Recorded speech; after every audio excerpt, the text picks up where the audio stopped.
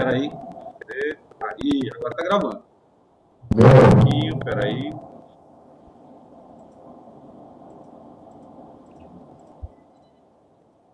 Ótimo, pode começar. Pode enviar a câmera aí? Eu vou tentar, peraí. Tá. Tá muito alto essa caixa aí pra você? Não tá não? Tá, vamos virar o computador.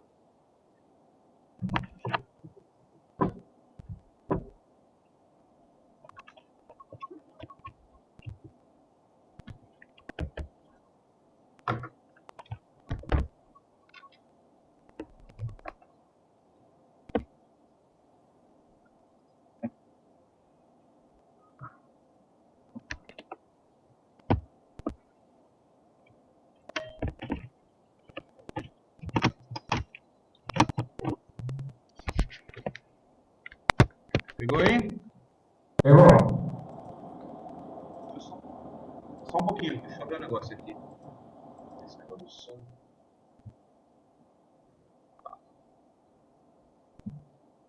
Fala agora aí. Tá me ouvindo bem? Tá bom, né? Tá bom o volume? Parece que tá. Bom, gente, boa tarde para vocês. E só então, antes da gente entrar no assunto, só vai ficar uma curiosidade aqui para que a gente vai explicar melhor mais para dentro no curso. Mas como começou a atrasar muito, né? Eu fiz aqui a pergunta horária. E vai ter aula hoje? Né? E estou com o mapa aqui para interpretar para vocês. Claro que, como vocês ainda não sabem astrologia horária muito bem, não dá para explicar exatamente como funciona, mas basicamente, olha só, uma aula. A aula é significada pela casa 9. Né? E eu mesmo, o professor, sou significado pela casa 1, porque fui eu que fiz a pergunta. O que eu observo aqui no mapa? Observo que o regente da casa 9 e o regente da casa 1 se aplicam a uma quadratura e os dois estão em casas cadentes. Isso quer dizer, vai ter aula hoje, porque eles estão se aplicando, eles vão formar um aspecto. Então, quer dizer, o professor e a aula vão se encontrar. Mas é uma quadratura e os dois estão em casas cadentes. Isso enfraquece eles muito e diz, então vai ser depois de algumas dificuldades ou atrasos. Então fica esse aí para um exemplo para quando vocês forem começarem a aprender astrologia horária. Mas vamos agora entrar no assunto mesmo de hoje, que é mais ou menos uma continuação do assunto da aula passada. Quer dizer, na aula passada, se levantou um pouco a questão do livre-arbítrio. E a gente tentou explicar que, olha só, um diagnóstico não tem força causal. Isso, quer dizer, quando um médico fala assim, olha, meu filho, você está com o pior tipo de câncer que existe e você vai morrer daqui a 6 meses. O médico não teve nada a ver com isso. Ele só avaliou uma situação. O astrólogo é a mesma coisa. Se ele fala para o sujeito, olha, você está me perguntando aqui de mudar de emprego, mas eu estou vendo aqui no mapa que você já decidiu que você vai mudar de emprego, você vai mudar de emprego de qualquer jeito, mesmo sendo uma droga para você. O astrólogo não tem nenhum poder causal sobre a decisão. Tá claro, hein? Mas isso levanta uma questão mais geral. Também o pessoal, alguém perguntou, não sei se foi na aula passada ou numa das aulas anteriores, não, mas e a igreja? Qual a atitude da igreja em relação à astrologia? Então vamos hoje só tentar fazer o seguinte, explicar 3 questões de maneira mais ou menos geral. Primeira questão do livre-arbítrio. Segunda questão, astrologia e a igreja, astrologia e o cristianismo. E a terceira, astrologia e ciência. Então, olha só. A questão do livre-arbítrio, ela está muito ligada à questão do astrologia e cristianismo. Tá? Veja bem, as duas objeções fundamentais, tá? Da igreja em relação à astrologia são, uma questão teológica, dois, uma questão antropológica ou de antropovisão, e que está ligada à questão teológica. A primeira questão teológica é, olha só, se você pratica uma astrologia que leva você a acreditar que existem forças causais no universo que reduzem a transcendência divina e que podem, num certo sentido, ser consideradas divinas. Quer dizer, se você acredita que os astros são espíritos, que nem assim Zeus, Odin, né? E eles têm um poder causal independente da vontade divina, a sua astrologia é proibida pela igreja, porque ela implica em idolatria. A outra é, se a sua astrologia acredita que a posição de Júpiter ou de Marte, ou o aspecto entre um e outro, tem um poder causal eficiente sobre a sua vontade, quer dizer, se ele decide o que você vai, a posição dos planetas decide o que você vai fazer, e não é você, a sua astrologia também é proibida pela igreja. E os motivos das duas são mais ou menos evidentes, quer dizer, essas duas posições são contrárias às definições que a igreja tem do que é Deus e do que é o ser humano. Tá claro, sim? Então, isso é, vamos dizer, teologicamente, a objeção é só a esses dois tipos de astrologia. Se você começar a estudar astrologia ou praticar astrologia e acreditar, né, começar a acreditar em Odin, Zeus, Cronos, Saturno, Júpiter, que nem os antigos, isso é condenável pela igreja e ela faz muito bem de condenar. Né? Se você começar a acreditar, não, acredito só tem um Deus, certo? Mas não existe liberdade, não existe livre-arbítrio, não existe vontade humana. A vontade humana não é espiritual, ela é determinada pelos planetas. Essa prática também é contrária à igreja, é proibida pela igreja e é errada. As duas práticas são práticas supersticiosas, são pecados contra a fé. Mas igualmente, entenda que igualmente são pecados contra a fé o sujeito que pensa o seguinte, não, aquele sujeito ali, ele é criminoso, ele é psicopata por causa do DNA. São os genes assim, que determinam o comportamento do sujeito. Esse sujeito aí, essa biologia é contrária à fé igualmente. Quer dizer, qualquer determinismo absoluto, qualquer proposta de uma causalidade eficiente sobre a vontade humana, externa ao ser humano, é contrária à fé cristã. E não só a fé cristã, mas a fé budista, a fé muçulmana, a fé hindu, e também há uma sã avaliação do que é o ser humano. Tá claro, hein? O outro aspecto dessa questão, olha só, é o aspecto histórico. Então, essas objeções teológicas, elas são permanentes. Não tem fase histórica. Tá? Não vai ter um momento da história que a igreja vai mudar as posições dela em relação a Deus, ou à vontade, ao livre-arbítrio, tá? Por quê? Porque isso aí faz parte da definição da religião.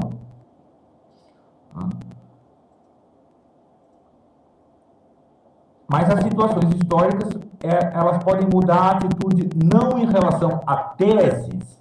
Quer dizer, se você defende a posição, você faz um juízo seguinte, existem outros deuses fora do único Deus onipotente, criador do universo e juiz dos homens. E eles mandam, independente desse outro Deus. Se você defende essa tese, por qualquer motivo que seja um motivo astrológico ou não astrológico, você saiu fora do negócio cristão. Se você defender a tese também de que existe um determinismo absoluto sobre a vontade humana, seja ele astrológico ou não, você saiu fora do negócio igualmente. tá? Então isso não vai mudar nunca. O que vai mudar? Olha só, se eu observar a literatura dos santos e dos hierarcas da igreja, nos primeiros 5, 6 séculos do cristianismo, acho que não tinha nenhum sermão que não incluía uma condenação à astrologia. Tá? Por quê? É simples. A astrologia, que fazia parte do corpo de ciências e técnicas, da cultura em geral na antiguidade, era usada com muita frequência pelos sacerdotes pagãos como um argumento a favor da sua religião.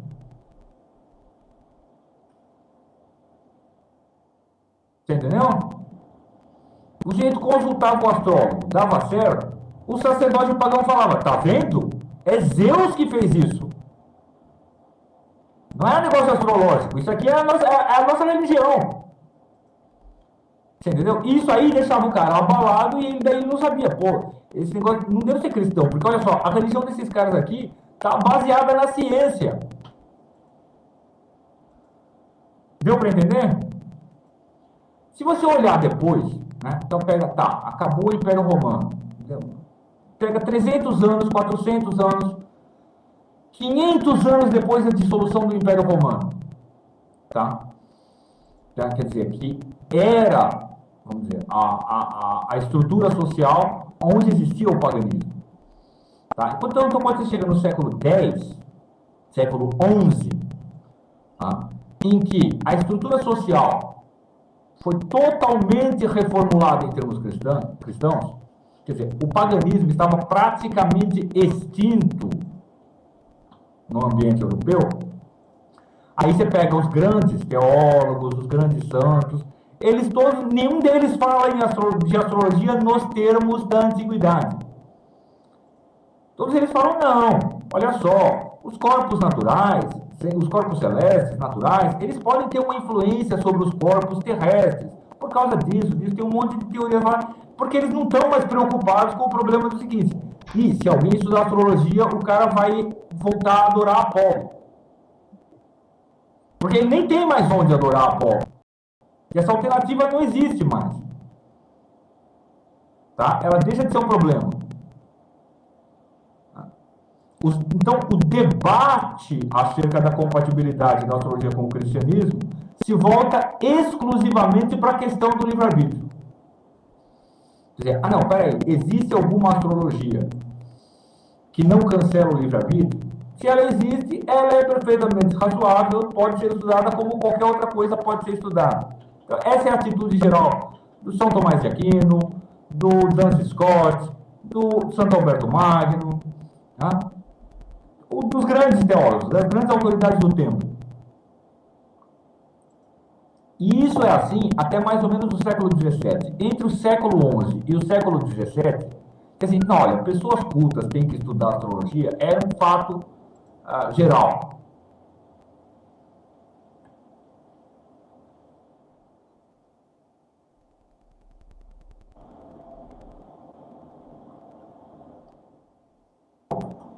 Tá? Isso aí só mudou de novo, tá? Com a disseminação das revoluções, da mentalidade iluminista e etc, etc. Né? Foi o iluminismo que começou a expulsar a astrologia do ambiente cultural geral. Porque, sei lá, não batia com as concepções que eles tinham do universo. Quando chega no século XX, olha só, tá, o problema politeísta não é um problema muito prático realmente. Quer dizer, se você sair andando aí, não, deixa eu entrevistar astrólogo por astrólogo, quantos deles realmente acreditam que tem mais de um Deus? Nem um em cada 100, vai. Deve ter um maluco em cada 100 que acredita nisso. A maior parte não tem problema teológico. Tá?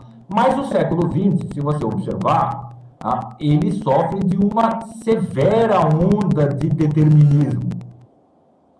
relativismo cultural. Então, o homem, ele não é o homem, ele é o processo histórico. O homem não é o homem, ele é o DNA. O homem não é o homem, ele é a sociedade. O homem não é o homem, ele é o opressor capitalista. Você entendeu? Então, assim, no século XX e XXI, hoje em dia a gente continua nessa onda, tá? Existem, assim, inúmeras correntes de pensamento que propõem para você que você não é realmente livre. Tá? E, olha só, a astrologia pode ser como mais um elemento para reforçar essa ideia.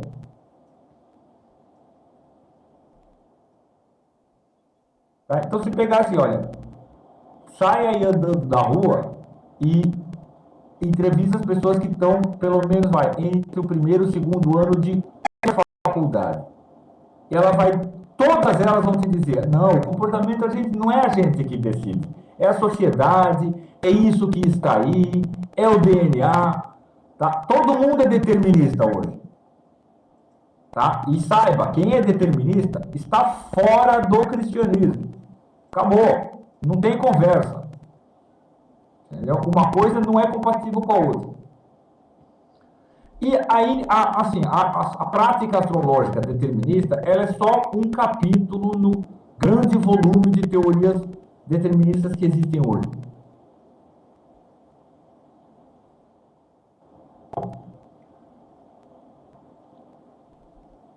Tá claro, hein?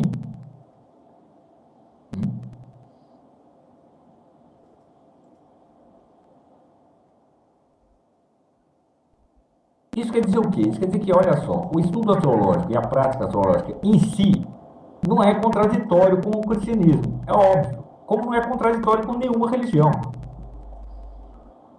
O que é contraditório é uma tese teológica contraditória com a teologia cristã e uma tese antropológica contraditória com também a teologia cristã. Quer dizer, se o homem não é livre, toda a mensagem cristã não tem sentido. Toda a mensagem da religião não tem sentido. Toda religião fala para você, você deve se comportar desse jeito e não daquele. E você deve porque você pode. Porque é você que decide.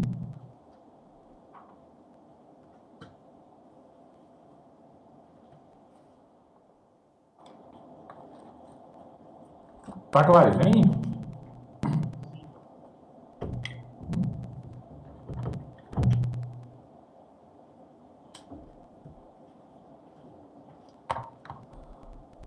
Então o sujeito tem que lembrar sempre, assim, olha, do que é permanente e do que é transitório. Aí o sujeito ouve toda essa conversa, daí ele abre o catecismo. Eu não lembro que artigo, que parágrafo que é 2000 e pouco do catecismo, né, da nova edição do catecismo. Lá, não, deve ser rejeitada a consultação de horóscopos e a astrologia em geral. E também a invocação de demônios e um monte de outras coisas lá. É verdade. Se você lembrar que, acho que no próprio prefácio ou prólogo do catecismo, que, se eu não me engano, era do então cardeal Ratzinger, na época ele era cardeal, que assim, olha, o novo catecismo não é novo porcaria nenhuma. O texto não propõe nada de novo e ele deve ser interpretado à luz da tradição que sempre existiu. Ele não está falando nada novo. Tá? Então, o catecismo está falando a mesma coisa que São Tomás de Aquino falava há 700 anos atrás, só com uma nova retórica, uma nova veste. Então, se o catecismo não propõe nada de novo, nenhuma determinação nova, realmente não houve nenhuma mudança real, isso quer dizer que a proibição que existe no catecismo hoje, ela é tão válida quanto a não proibição que existia no tempo de São Tomás de Aquino. Quer dizer, ela é uma proibição à idolatria e ao determinismo. E não à prática e estudo da astrologia em si. Tá claro isso aí? Aí, assim, agora a gente entra no terceiro capítulo. Assim, olha só. Nem o catecismo, nem o Papa, nem a astrologia, nem eu podemos servir de substituto da sua consciência. Isso quer dizer o quê? Isso quer dizer que cada um tem que olhar para ele e falar, peraí, eu acredito que os planetas mandam acima de Deus, ou no mesmo pé que ele, e que se Júpiter e Deus decidirem competir, Júpiter tem alguma chance?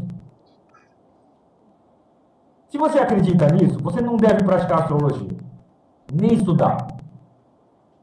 Certo? Não, eu acredito mesmo que eu não sou responsável pelas minhas ações, que não é culpa minha, o que eu faço não é culpa minha.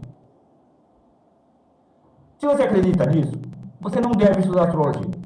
Então, olha só, quanto você acredita nisso ou não, é você que tem que decidir. Eu não posso decidir para você, o catecismo não pode decidir para você, o livro de astrologia não pode decidir para você, o Papa não pode decidir para você.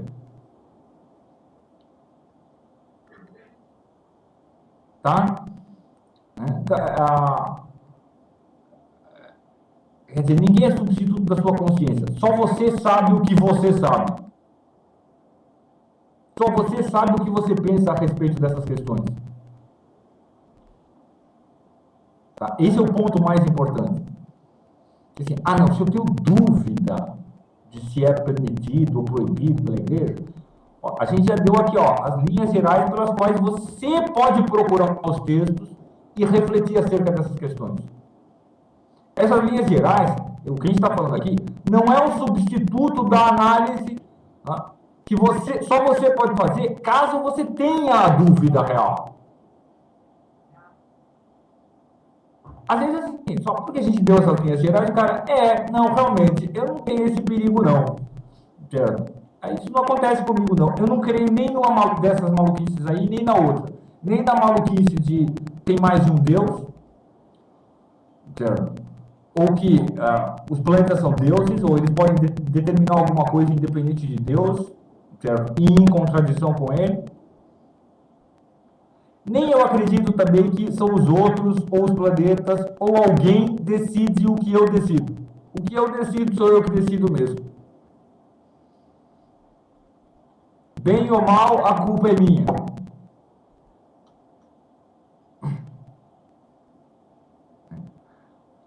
Outra, eu diria para você o seguinte, olha, não, se você está procurando uma desculpa, a culpa não é sua, eu vou te propor uma outra coisa. Não, cara, vai estudar biologia comportamental, genética comportamental, a teoria revolucionária da história, porque eles vão te dar meios muito mais poderosos para defender que você não é culpado de nada, para aliviar a sua consciência. E mais populares também.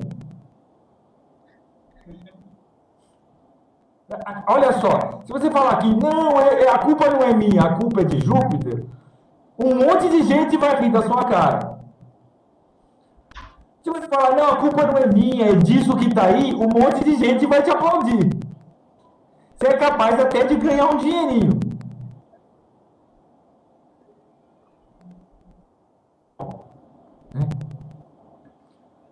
Então, se o cara tem uma dúvida acerca da relação entre a religião cristã ou qualquer religião que ele é praticante e a prática e estudo da astrologia, ele analise essas questões e ele vai procurar os textos.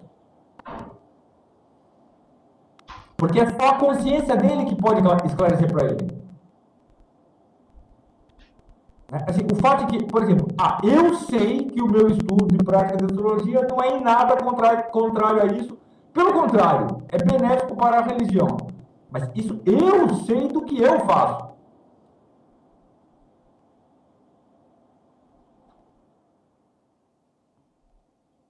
Percebe? E eu posso dar, olha, se você tem dúvida, dá uma olhada nesses pontos aqui, assim, ó. Por quê? Porque esses pontos aí são os que vão esclarecer para você.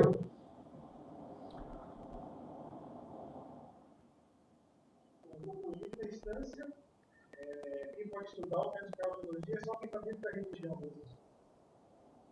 Perdão, tem uma espécie de eco, reverberação. Alguém que está mais perto do microfone pode repetir a pergunta dele? Ele perguntou se, resumindo, só quem está dentro da religião poderia estudar astrologia. Olha só.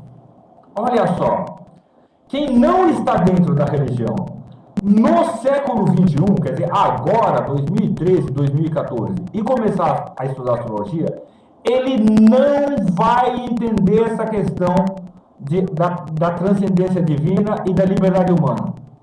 Ele vai fraquejar nesses pontos e vai cair no engano.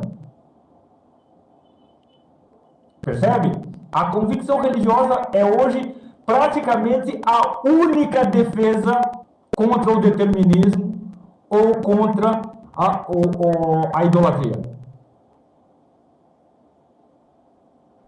Essa que é a verdade. O sujeito que não tem uma firme consciência da transcendência divina,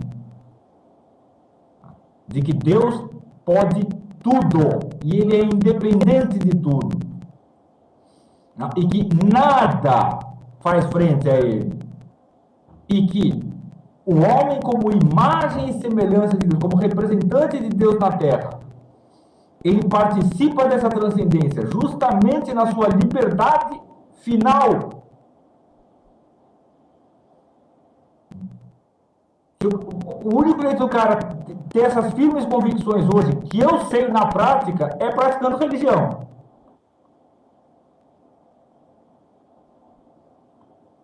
Então, é claro que eu posso conceber um caso teorético do ateu esclarecido. Mas é caso teorético, não é geralmente assim, não são exemplos reais.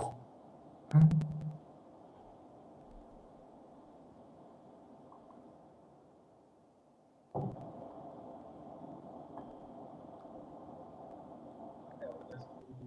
grande problema é justamente que a maioria dos cristãos hoje em dia, por mais religioso que o cara seja, ele está contaminado de uma forma muito intensa por esse determinismo. Por isso que é fundamental aquela purificação, né, da mentalidade. Você falou na primeira aula.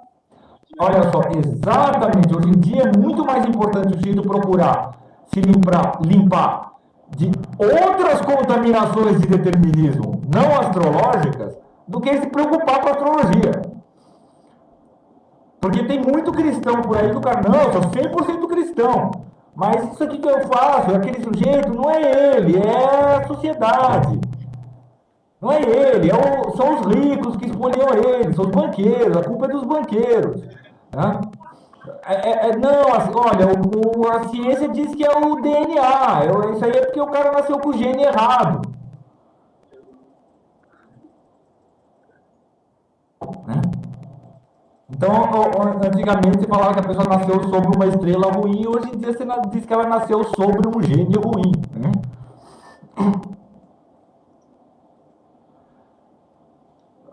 Então, o sujeito está se afastando da religião dele por muitos outros meios que ele não percebe.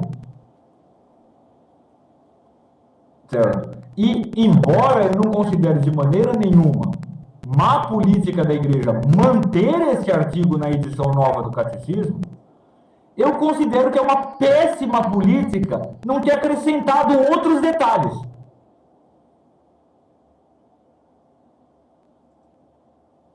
Que biologia determinista também é contrária à fé. Que uma teoria da história determinista também é contrária à fé. Quer dizer, essas outras coisas poderiam ter sido incluídas no catecismo. Por quê? Deveriam ter sido incluídas. Deveriam ter sido incluídas no catecismo. Porque essas são questões mais ou menos urgentes que estão na mente de muitas pessoas.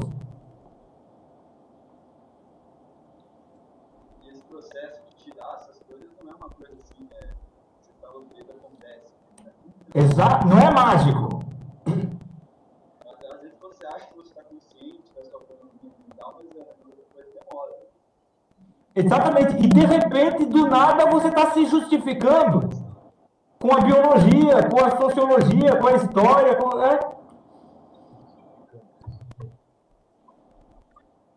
Assim, de repente, o sujeito nem percebe